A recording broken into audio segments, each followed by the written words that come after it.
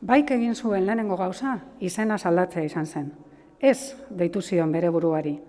Geroxeago hobeto pentsatuta, izen berri hura esateko saia edo desatzegina gerta zitekeelakoan, izena disimulatzea erabaki zuen, erabat ukatu gabe. Beraz, ez bai izena jarri zion bere buruari.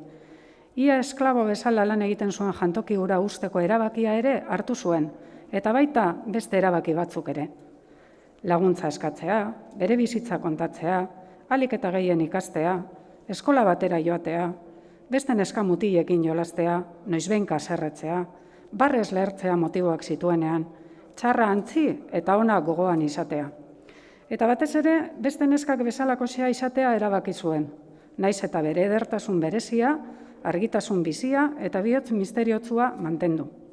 Batzuetan, itzala izatea lortu zuen eta beste batzuetan ez, baina pertsona batzuk bakarriko hartzen ziren horretaz.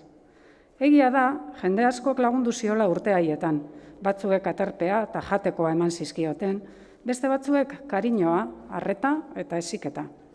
Bizitzaren alde on batzuk ezagutu zituen, lagunak, barrea, jolasak, festak, izozkiak, bonboiak eta pizzak jan zituen, igeriketan, saskibaloian, surfean jardun eta nahi adina dantzatu zuen. Asko ikasteaz gain, sukaldaritzan aritzea gustoko zuen, eta bere sagar tarta gozo-gozoak ezagun bihurtu ziren.